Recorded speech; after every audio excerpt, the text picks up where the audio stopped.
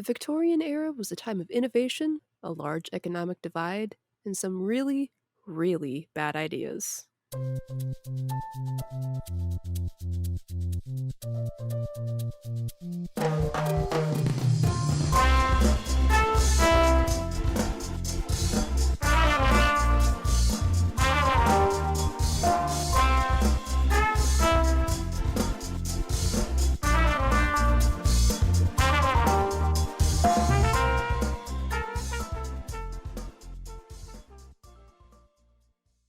Hey Wanderers! Welcome back to another Foolish Wanderers podcast, the podcast of about anything and everything. I forgot my own intro. You did forget your own intro. New year, new intro. Kind of. So today we're going to be talking about some of the worst ideas from the Victorian era. Alright, so for those of you that are like me and are slightly fuzzy or not quite sure about when the Victorian era was or like what it entailed, here's a passage from Britannica.com to help explain. So the Victorian era in British history was the period between approximately 1820 and 1914, corresponding roughly but not exactly with the period of Queen Victoria's reign, which was from 1837 to 1901. See, that's what I thought it was. I didn't know that it Victorian era? extended all the way to 1914. I didn't either, but I don't know. According to Britannica, it surrounds a bunch Which of I like, would trust Edwardian because, and- you know, Queen Victoria's a British monarch at Britannica.com. Yeah, I trust there them you go. more than I trust myself. Okay. So the Victorian era was characterized by a class-based society. It was actually super strict. Like basically, if you were like poor, if you could get arrested for even talking to someone that was like upper class, which is insane to me, but that was a thing. And they also characterized by a growing number of people able to vote, a growing state and economy, and Britain's status as the most powerful empire in the world. And child labor. That too, yeah. It was tail ending the Industrial Revolution. Yep. We'll get into some of their. It had a role to play with a lot of these things. So, all right. So we're gonna first talk briefly about what inspired this podcast for me. Also, I should say Happy New Year. I forgot to say Happy New Year. We forgot to say Happy New Year. Forgot Well, to say Happy Happy New New- Year, everybody. Happy New Year. It's 2023, and this is, what year is this? Is this season 3, year 3 of the podcast? Yes. Yep. Because like our first. Yeah, it is. Yeah, because our first episode came out the last week of December of 2020, and then we've been going for 3 years. Oh my goodness. Woohoo! Woohoo. So yeah, so Happy New Year, and thank you to everyone that's joined us on this adventure of our podcast that we've been Yes. doing, and Yeah. have a good year. Do Do something fun. something fun.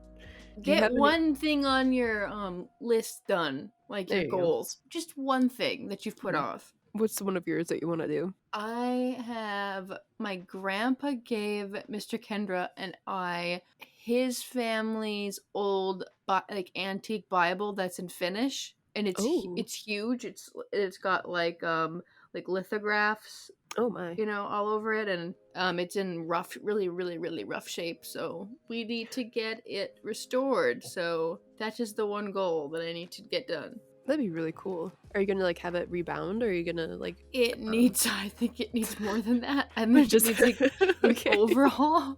Yeah, no, Okay. it needs to get like. I think the spine is just kaput. So Mm. the spine is equivalent to like a quarterback in his 60s that was sacked like an average of 50 times a season. So So it's a well-loved Bible. yes. All right, so we're going to start off by talking about the thing that inspired this podcast.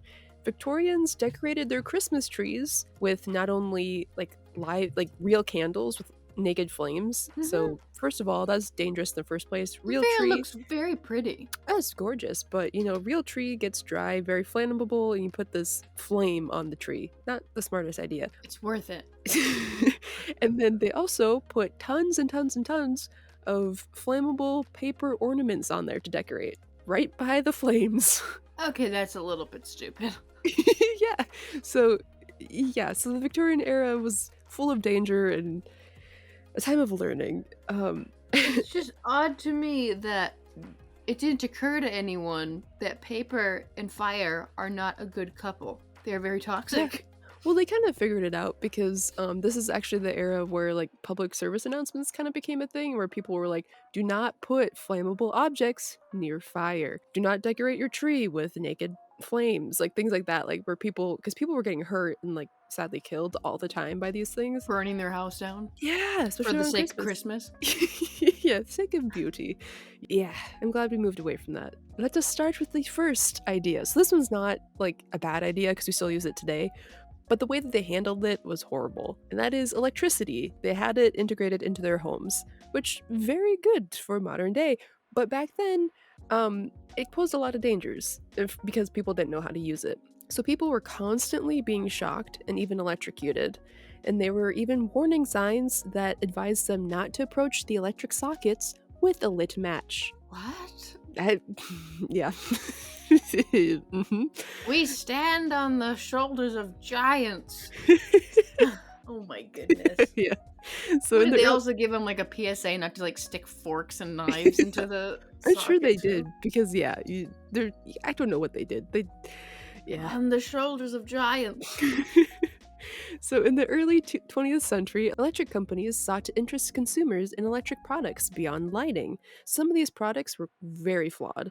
The electric tablecloth, which we actually talked about, What? Yes, we yeah, did. in like our very first episodes of Strange Inventions or something like that. Yep. So this tablecloth was basically like if you think of like an electric blanket, but in tablecloth version. There's just hot wires running through this tablecloth, right, all over it, and you could stick different things into it, like these, like some lit candelabras, electric light bulbs with that looked like candelabras. Mhm. You stick them anywhere you wanted to in this tablecloth, and it would light up. Beautiful, fantastic. I think that'd be a cool invention. Except if you spilled anything on it, it sparked and could electrocute you. So, you know, So, not great for. don't eat around it. Don't eat at your dining table. Exactly, yeah. It's Yeah. pretty shiny, but don't Don't eat spill. there. Yep. So the real dangers, however, came from consumers trying to run many appliances from one socket. People still do that today, but you Yeah. know, trying to fix problems themselves and from uninsulated wires. So newspapers at the time were full of cases of people electrocuting themselves. It's just like an everyday occurrence where people would just be shocked or electrocuted. Fantastic. What a time to be alive. All right. So next thing was anything dyed green. Huh? So, wallpaper was wildly popular in the Victorian era. Industrialization eventually made wallpaper affordable enough for middle class workers to put it up in their own homes. There were also artists that would design different types of wallpaper, and the rich aristocrats, they would run out and get this new designed wallpaper and basically try to be the first to put it up in their homes so that way they can brag to their friends like, ooh, I got this artist's wallpaper. Mm-hmm. It was a Like fancy William thing. Morris. I Yeah. don't think I know what that is. Really? I don't think so. Did we Didn't learn? you? Yeah, we learned about it. Maybe you. I don't know if you did. I don't know. 'Cause I took a lot.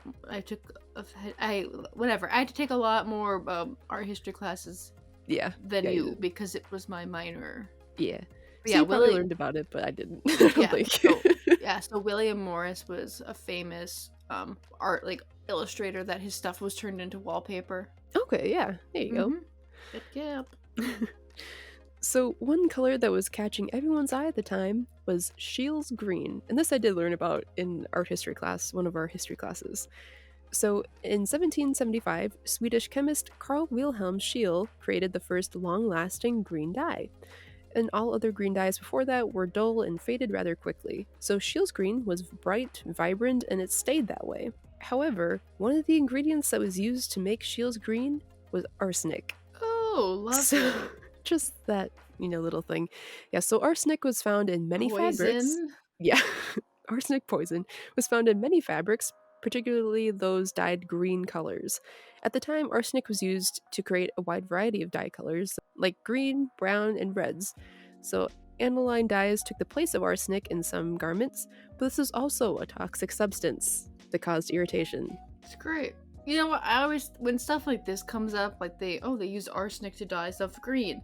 I always think, I'm like, okay, what's gonna be our thing that we do that in 100 years time people look back and they go, what were they thinking? Really? They used this? So yeah, I think our thing is probably titanium dioxide. What's that? I think we talked about it a few episodes ago. It's Is the it white dye. microplastic? No, it's like a white dye. So, like a lot of like feminine products use it, and then Skittles, the candy, has Uh-huh. titanium dioxide. A lot of other countries actually banned using it in foods and things because it is like not good for you, and it has been linked to some cancers, I guess. Um, but yeah, a lot of our stuff, anything there's another name that they call it. Titanium dioxide is the main white dye, and it's not good for you. So I think that's gonna be our arsenic.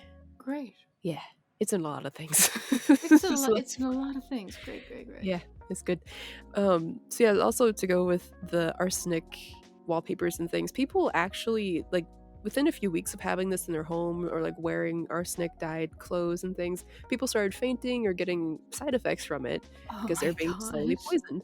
But a lot of people, it took a long time for people to realize what it was from because cholera was also a rampant thing at the time, and they had very similar um, Symptoms? symptoms, yes. So it took them a little while to figure out what was making them sick. Yeah. Great. What a time to be alive while there's cholera Oh, yes. rampant in the Yes. streets. Oh, yeah. Alright, so the next one we have are baby bottles. These were invented in the Victorian era. Kind of interesting. So, during the Victorian era, breastfeeding your new baby was seen as unladylike for a high society lady. And also, their tight corsets made it very challenging to maneuver and like breastfeed the child. Or even Um, breathe, let yes, alone. that too, yeah. So instead, the job of breastfeeding their child was given to a wet nurse. Yeah. Um, yeah. So if the lady had to feed her child, she was in luck with the new invention, the baby bottle. Or was she? So the bottles at the time were made of glass or earthenware, and attached to the bottle was a length of natural rubber tubing and a nipple, like a rubber nipple. The stoppers were also made from either natural rubber or cork, which were both very porous materials. And the bottles themselves, like the glass or earthenware part that hold the actual milk, were very difficult to clean because of its quote banjo design. It was basically looked like a balloon at the end of like a glass balloon at this end of the rubber tube. Okay.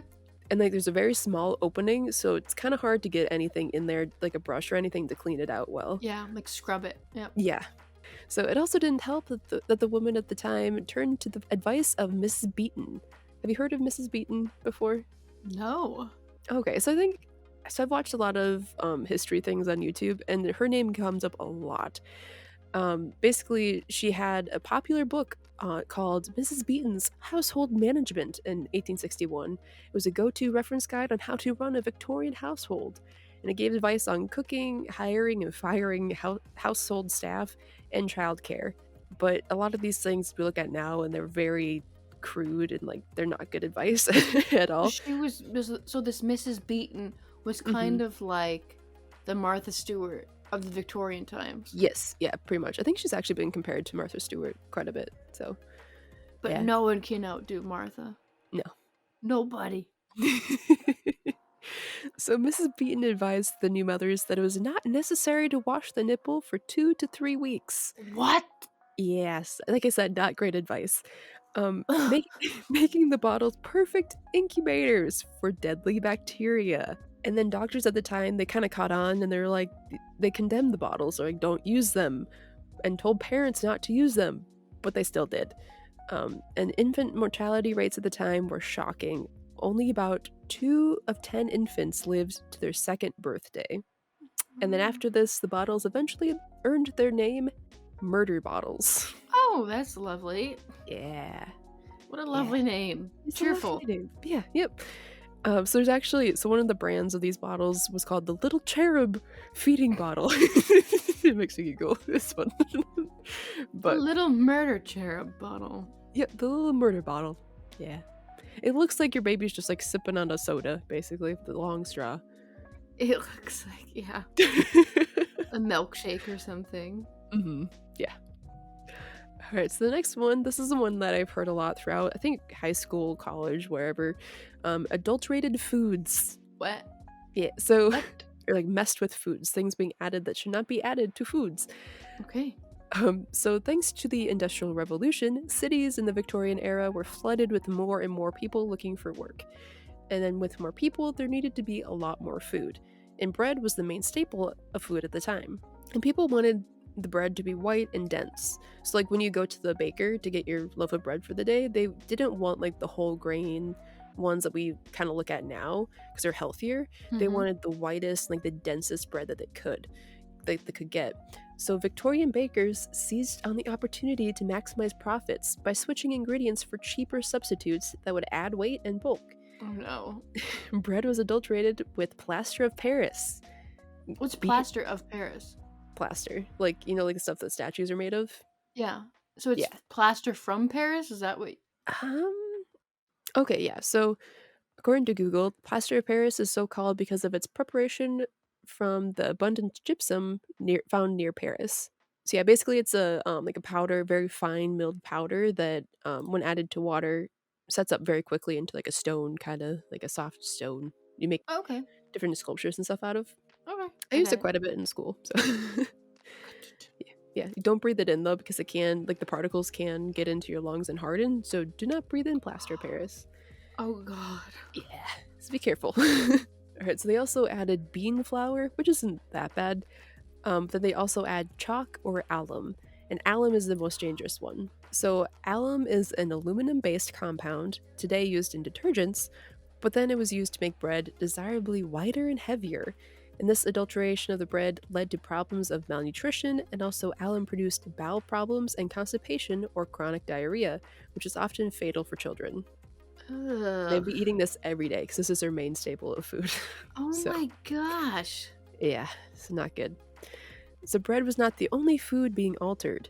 Tests on 20,000 milk samples in 1882 showed that a fifth of these samples had been adulterated. This time it wasn't from the manufacturers themselves, but rather by householders. Because, again, Mrs. Beaton, here she Oh pops up lord. again. Mrs. Beaton is just like she's trouble. She is, yes, she is. Very, very problematic. Mrs. Beaton's gotta go kick rocks. So, boracic acid was believed to, quote, purify the milk. So, once your milk started going sour, you put this acid in there and it would remove the sourness, smell, and the taste from milk going bad. Yeah. So, Mrs. Beaton told consumers that this was, quote, quite a harmless addition, but she was very wrong. Small amounts of boracic acid can cause nausea, vomiting, abdominal pain, and diarrhea. Great. So, before pasteurization, milk very often contained bovine TB or tuberculosis, which could flourish in the bacteria friendly environment created by the substance. So, bovine TB damages the internal organs and the bones of the spine, leading to severe spinal deformities. It is estimated that up to 500,000 children died from bovine TB from the milk in the Victorian period. So, yeah, 500,000 children because they're just adding this to make their milk stop stinking. Wow. Yeah. Yep. And it's interesting too because like before this, before I like read about like the adulteration of food, I heard so many people they're like, "Oh, we need to cook more like the Edwardian or the Victorian period because it's so much purer back then." And you read about this stuff and it's like it was so much worse for you. So much worse. So I mean like we're kind of, just cook with pure ingredients. Don't go Add to like a yeah. past time period. All right, so now we're going to get into some poisonous cosmetics and other household objects. All right, so there were hundreds of cosmetics and medicines in the Victorian era that would slowly poison you. Like they just like drink concoctions to help clear skin or whatever that would contain like cocaine, arsenic, radium, basically anything. So some things never really change. No. I'm joking.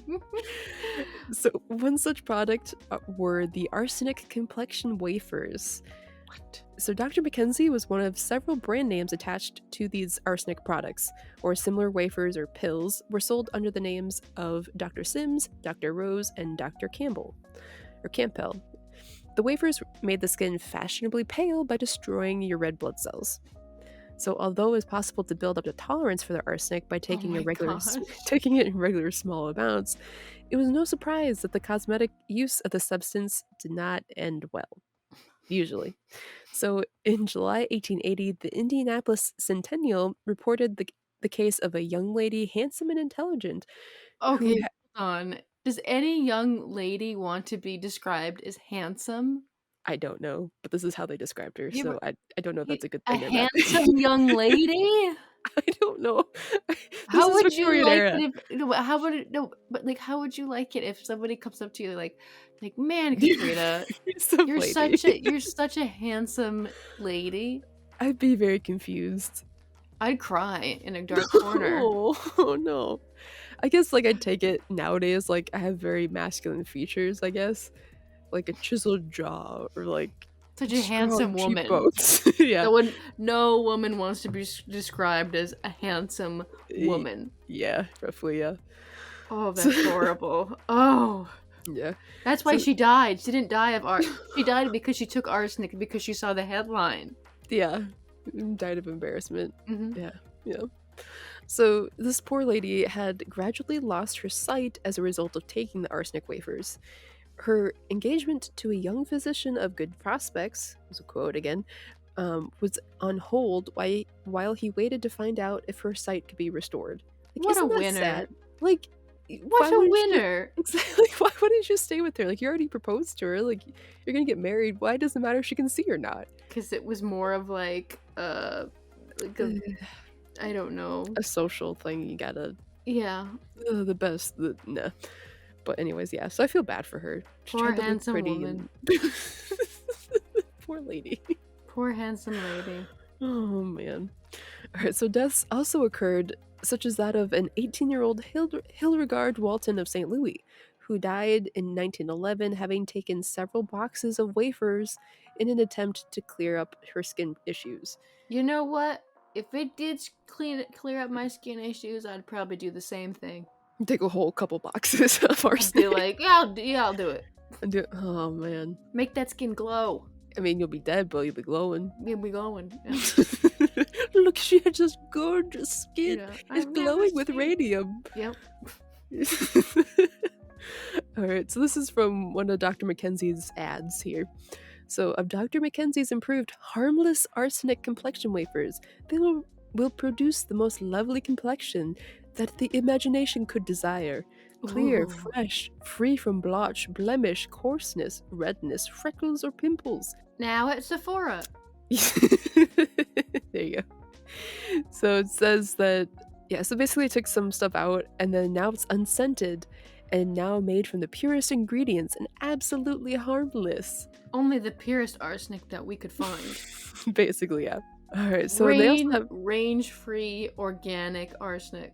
yes, they just let it out in a field and eat the Mhm. best grass. Yep. Yep.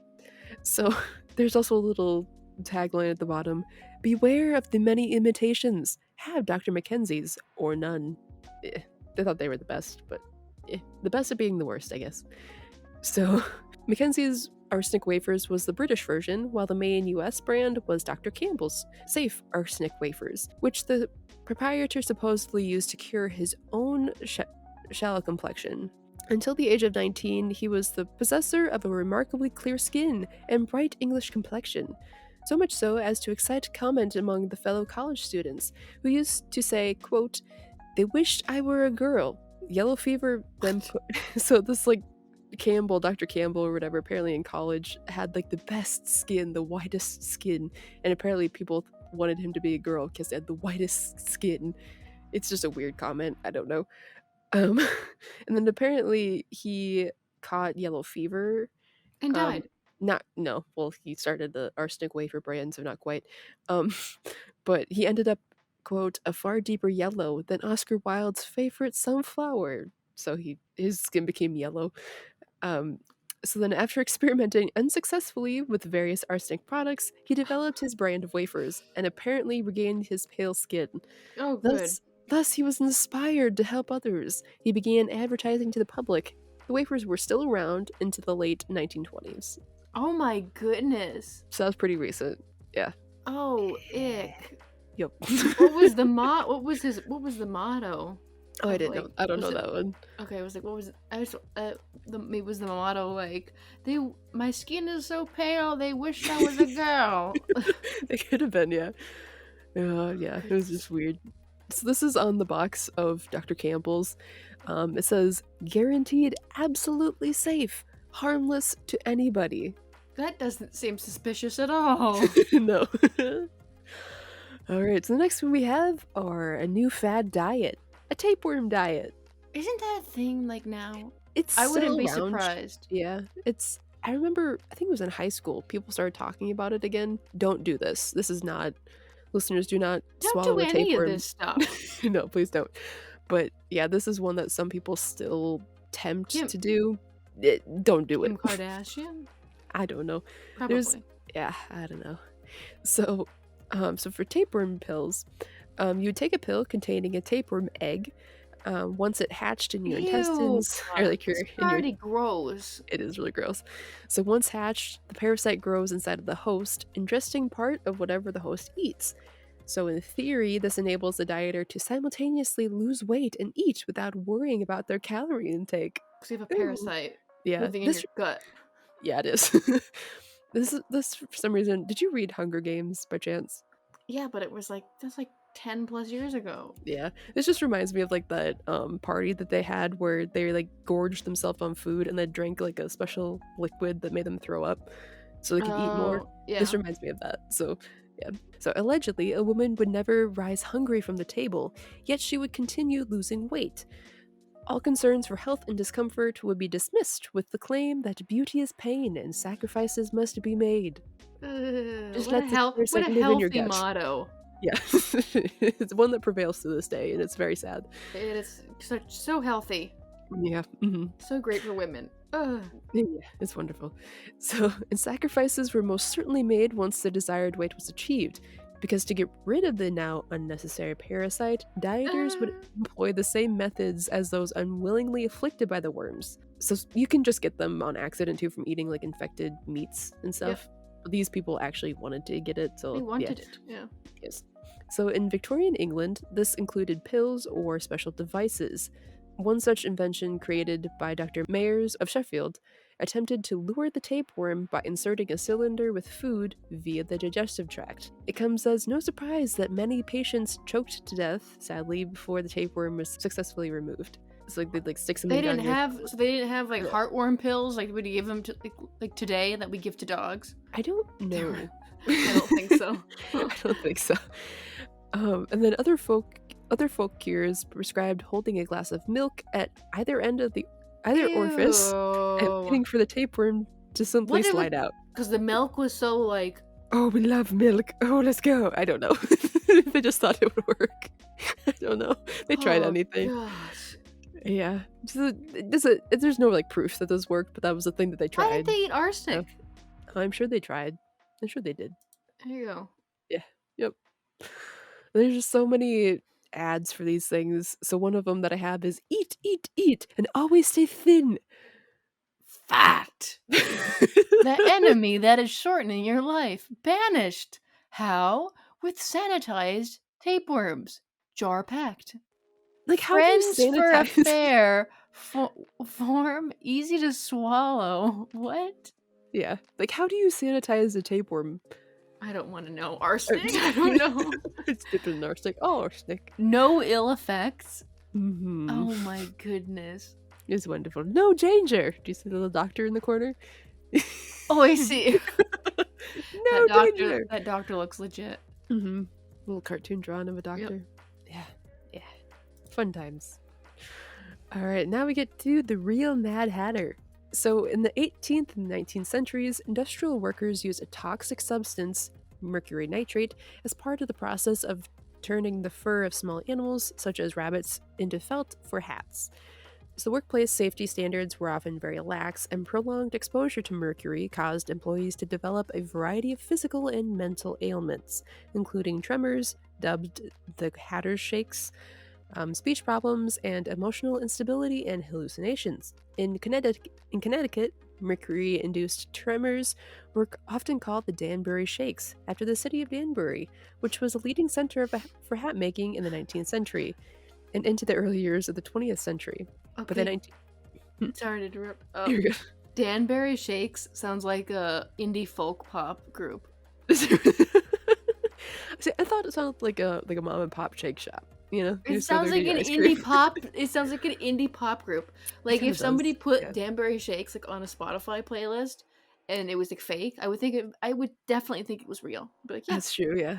Yeah, that makes sense. Yeah. Okay, so in the US, the use of mercury in the production of felt was finally banned in the early 1940s. Oh So it still wow. took a long time. But yeah, so that's kind of what the inspiration for Alice in Wonderland's Mad Hatter was, because people, like, even wearing the hats for too long, you could get this Mad Hatter's disease because the mercury would, like, absorb through your skull. So, That's yeah. weird. Okay. Yeah. Not a good thing. All right, and the last one that I have is quite exciting. Exploding plastics! Woohoo! Okay. So during the mid-late 1800s, British inventor Alexander Parkes invented the moldable material that we now know as plastic. He originally named it Parkesine, but it quickly became known by its American name of celluloid. Mm-hmm. There was also an American inventor at the time called John Wesley Hyatt that is also given credit for the invention of celluloid. So it's like saw both names, so I'm not exactly sure who invented this particular type of plastic, but they both are credited with it. So early plastics were highly desirable because they were able to make items originally made only from expensive ivory cheaper. So like things they make from like brooches and hair combs and billiard balls, they were originally made from ivory, like very high-end ivory, and they're very expensive. But with plastics, they were able to mold things very quickly and easily and get the same color and sheen as ivory, just a lot cheaper. It was also used to make collars and cuffs that could be easily cleaned. However, unfortunately, celluloid was also highly flammable, and as it degrades, it can self ignite and is explosive on impact. So, for That's brooches and combs, awesome. so for things like brooches and combs, and it wasn't that bad because you're not going to hit them together or whatever, but it was not an ideal material for billiard balls. Oh. So, actually, too, with billiard balls, the reason why they kind of pushed for this new plastic material was because billiard was such a huge game at the time. Like people played it everywhere. There's actually a Mm. shortage of this high-end ivory that they called billiard ivory because like they couldn't find it and they're running short. They couldn't harvest it anymore from poor animals, so they wanted a substitute. So so then the celluloid started rolling out and people were like, "Oh, this is great." And then there'd just be in pool halls random explosions. So It's like a Batman weapon. it is, yes. Mm-hmm. So Hyatt himself recalled two balls hitting each other would produce, quote, a mild explosion, much like a percussion gun cap. And then another quote said, we had a letter from a billiard saloon proprietor in Colorado mentioning this fact and saying that he did not care so much about like the explosions, but that every time an explosion would happen, it caused every man in the room to pull his gun because they thought someone was shooting. So they're like, ah! Because they're all cowboys. Yep, yep. Yeah, exactly. So yeah. Woo. So then other advancements were made and other things were added to make it not explosive. And That's then good. yeah. Yes. Because I do have some more that I found that are kind of there's just like more things that they did. Like they Okay. used so these ones I just kind of took from the websites. Let's see. So Victorians linked cleanliness to ideas of morality and respectability, and the idea that it was next to godliness was deeply ingrained. So the new science of microbes only intensified the Victorian preoccupation with tackling germs, which they now knew could lurk out of sight. Chemical cleaning products were to eradicate dirt and disease were heavily advertised and highly effective, but their toxic ingredients like carbolic acid were contained in bottles and packages that were indistinguishable from other household products. So boxes of caustic soda and baking powder could easily be mistaken. So like baking powder? Poison? Which one is it? I don't know. And these mix things up all the time. In September 1888, the Aberdeen Evening Express reported that 13 people had been poisoned by carbolic acid in one incident, and 5 of them sadly died. Only in 1902 did the Pharmacy Act make it illegal for bottles of dangerous chemicals to be similar in shape to ordinary liquids.